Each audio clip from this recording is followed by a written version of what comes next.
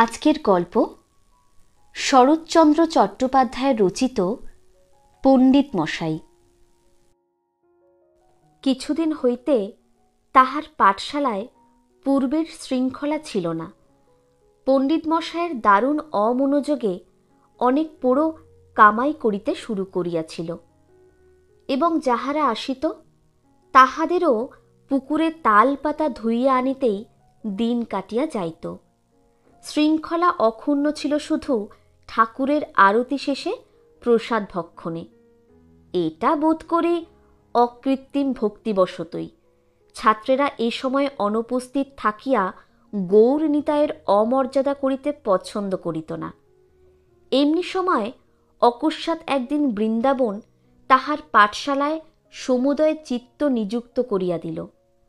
পোড়োদের তালপাতা ধুইয়া আনিবার সময় 6 ঘণ্টা হইতে কমাইয়া 15 মিনিট করিল এবং সারাদিন অদর্শনের পরে শুধু আরতির সময়টায় গৌরাঙ্গ প্রেমে আকৃষ্ট হইয়া তাহারা পঙ্গপালের ন্যায় ঠাকুর দালান ছাইয়া না ফেলে সেদিকেও খরদৃষ্টি রাখিল। দিন 10 পরে একদিন বৈকালে বৃন্দাবনের তত্ত্বাবধানে পুরোরা সারি দিয়া দাঁড়াইয়া তারস্বরে গণিত বিদ্যায় ব্যুৎপত্তি লাভ করিতেছিল। একজন ভদ্রলোক প্রবেশ করিলেন। বৃন্দাবন সসম্ভ্রমে উঠিয়া বসিতে আসন দিয়া চাহিয়া রহিল। চিনিতে পারিল না। আগন্তুক তারই সমবয়সী। আসন গ্রহণ করিয়া হাসিয়া বলিলেন, কি ভায়া, চিনতে পারলে না? বৃন্দাবন সলজ্জে স্বীকার করিয়া বলিল, কই না। তিনি বলিলেন, আমার কাজ আছে, তা পরে জানাবো। মামার চিঠিতে তোমার অনেক সুখ্যাতি শুনে বিদেশ যাওয়ার পূর্বে একবার দেখতে এলাম। আমি কেশব।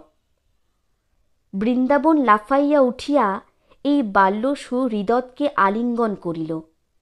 তাহার ভূতপূর্ব ইংরাজি শিক্ষক দুর্গাদাসবাবুর ভাগ্নে উনি। 15-16 বৎসর পূর্বে এখানে 5-6 মাস ছিলেন। সেই সময় উভয়ের অতিশয় বন্ধুত্ব হয়। দুর্গাদাসবাবুর স্ত্রীর মৃত্যু হইলে কেশব চলিয়া যায়। সেই অবধি আর দেখা হয় নাই। তথাপি কেউই কাহকেও বিস্মৃত হয় নাই এবং তাহার শিক্ষকের মুখে বৃন্দাবন প্রায় এই বাল্যবন্ধুটির সংবাদ পাইতেছিল। কেশব 5-6 বৎসর হইল MA পাশ করিয়া কলেজের শিক্ষকতা করিতেছিল। সম্প্রতি সরকারি চাকুরিতে বিদেশ যাইতেছে। কুশলাদি প্রশ্নের পরে সে কহিল, আমার মামা মিথ্যে কথা তো দূরের কথা, কখনো বাড়িও বলেন না। গতবারে তিনি চিঠিতে লিখেছিলেন, জীবনে অনেক ছাত্রকেই পড়িয়েছেন, কিন্তু তুমি ছাড়া আর কেউ যথার্থ মানুষ হয়েছে কিনা তিনি জানেন না। যথার্থ মানুষ কখনো চোখে দেখিনি ভাই, তাই দেশ ছেড়ে যাওয়ার আগে তোমাকে দেখতে এসেছি।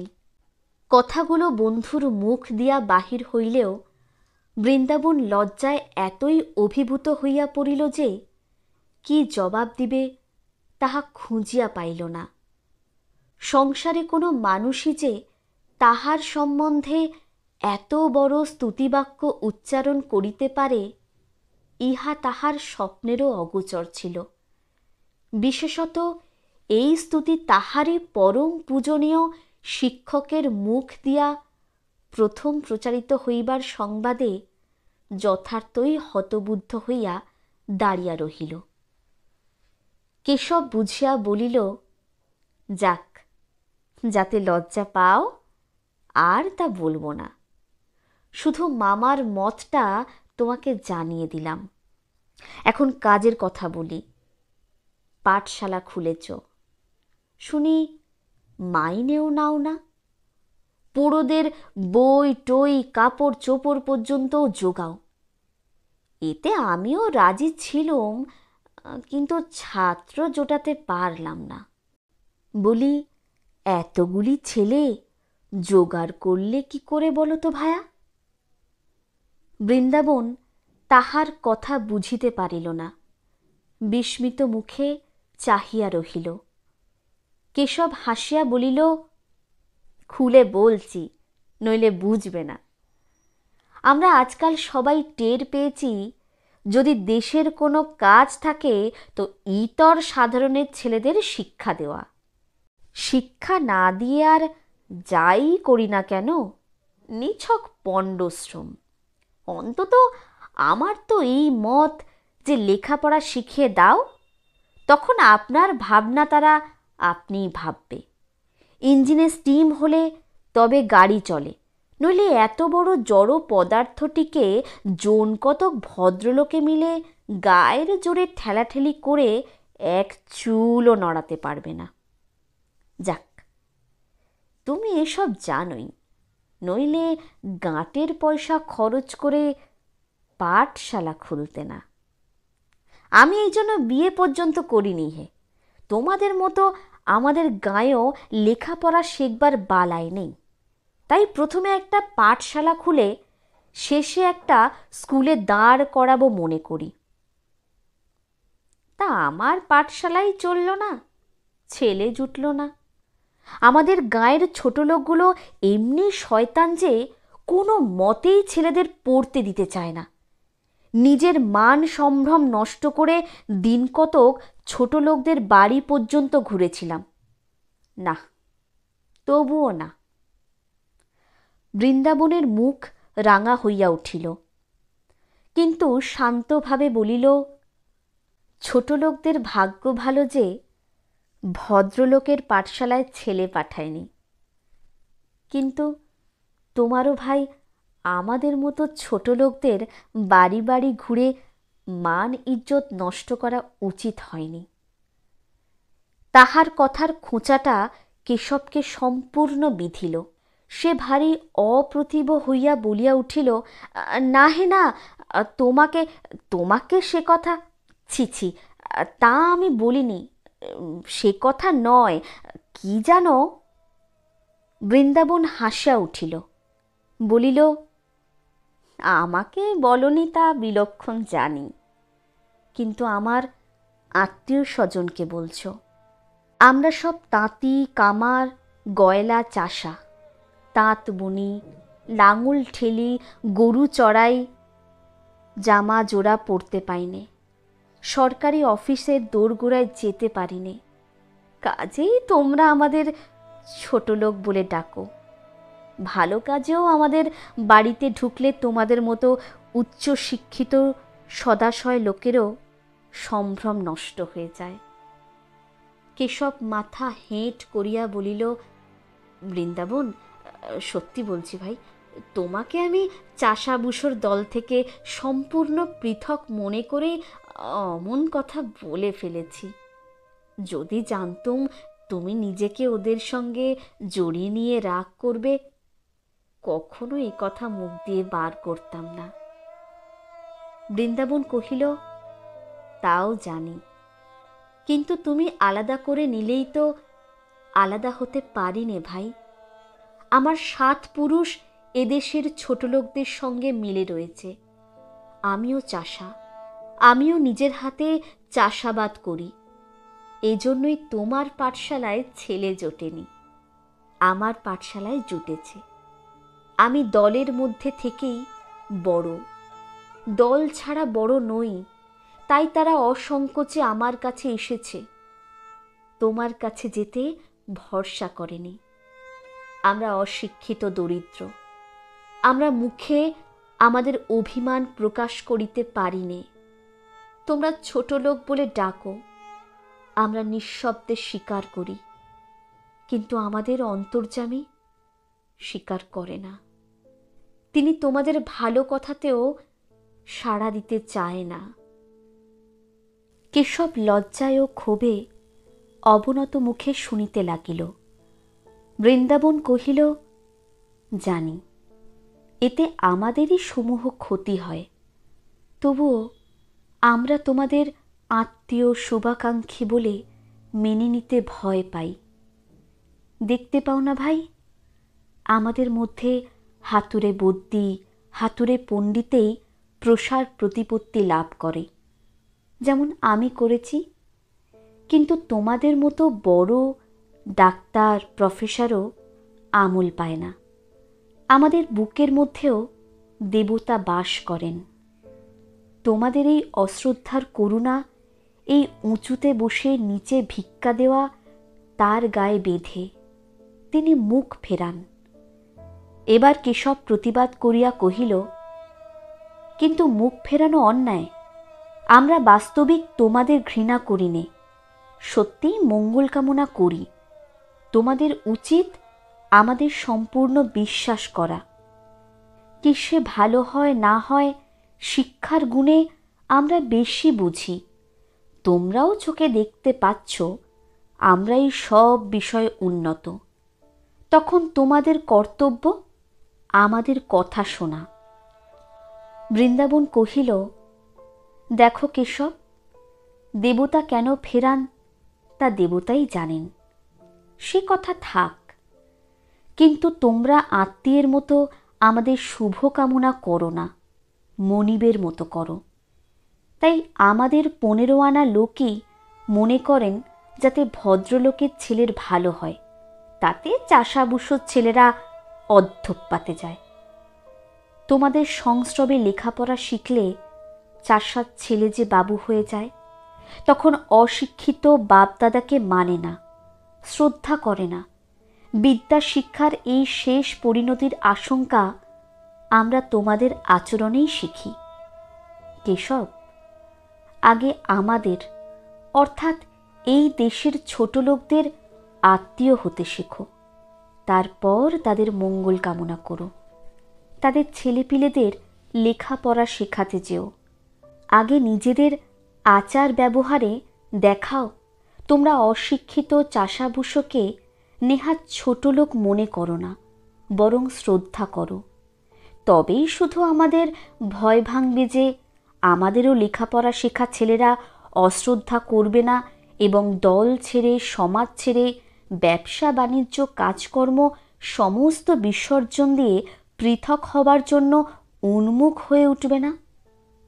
এ যতক্ষণ না করছো ভাই, ততক্ষণ জন্ম জন্ম অবিবাহিত থেকে 1000 জীবনের ব্রত করো না কেন, তোমার পাঠশালে ছোট লোকের ছেলে যাবে না।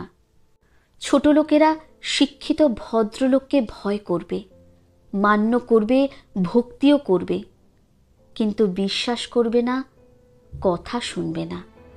এই সংশয় তাদের মন থেকে কিছুতেই ঘুচবে না যে তোমাদের ভালো এবং তাদের ভালো এক নয়। চরণের ক্ষুদ্রদেহ পুড়িয়া ছাই হইতে বিলম্ব হইল না। কেশব সেই দিকে চাহিয়া চাহিয়া সহসা ভয়ঙ্কর দীর্ঘশ্বাস ফেলিয়া চিৎকার করিয়া উঠিল, সমস্ত মিছে কথা। যারা কথায় কথায় বলে ভগবান যা করেন মঙ্গলের জন্য, তারা শয়তান, হারামজাদা, জোচ্চোর। বৃন্দাবন 2 হাঁটুর মধ্যে মুখ ঢাকিয়া অদূরে স্তব্ধ হইয়া বসিয়াছিল। ঘোর রক্তবর্ণ শ্রান্ত 2 চোখ তুলিয়া ক্ষণকাল চাহিয়া দেখিয়া কহিল, শ্মশানে রাগ করতে নেই কেশব। প্রত্যুত্তরে কেশব ওহ বলিয়া চুপ করিল। ফিরিয়া আসিবার পথে বাগদিদের 2-3টি ছেলে মেয়ে গাছতলায় খেলা করিতেছিল।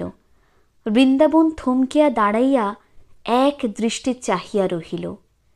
শিশুরা খেলার ছলে আর একটা গাছতলায় যখন ছুটিয়া চলিয়া গেল, বৃন্দাবন নিঃশ্বাস ফেলিয়া বন্ধুর মুখ পানে চাহিয়া বলিল, কেশব, কাল থেকে অহর্নিশি যে প্রশ্ন আমার মনের মধ্যে উঠেছে, এখন বোধ করি তার জবাব পেলাম। সংসারের এক ছেলে মরাও প্রয়োজন আছে। কেশব এইমাত্র গালাগালি করিতেছিল, অকস্মাৎ এই অদ্ভুত সিদ্ধান্ত শুনিয়া অবাক হইয়া রহিল। বৃন্দাবন কহিল, তোমার ছেলে নেই, তুমি হাজার চেষ্টা করলেও আমার জ্বালা বুঝবে না, বোঝা অসম্ভব। এ এমন জ্বালা যে মহাশত্রুর জন্য কেউ কামনা করে না, কিন্তু এর দামও আছে কেশব। এখন যেন টের পাচ্ছি, খুব বড় রকমেই দাম আছে। তাই বোধহয় ভগবান এর ব্যবস্থা করেছেন। কেশব তেমনি নিরুত্তর মুখে চাহিয়া রহিল। বৃন্দাবন বলিতে লাগিল, এই জ্বালা আমার জুড়িয়ে যাচ্ছিল ওই শিশুদের পানে চেয়ে। আজ আমি সকলের মুখেই চরণের মুখ দেখছি। সব শিশুকেই বুকে টেনে নিতে ইচ্ছে হচ্ছে। চরণ বেঁচে থাকতে তো একটা দিনও এমন হয়নি। কেশব অবনত মুখে শুনিতে শুনিতে চলিতে লাগিল। পাঠশালার পুরো বনমালী ও তাহার ছোট ভাই জলপান জল লইয়া যাইতেছিল। বৃন্দাবন ডাকিয়া বলিল, বনমালী, কোথায় যাচ্ছিস রে? বাবাকে জলপান দিতে মাঠে যাচ্ছি পণ্ডিত মশাই।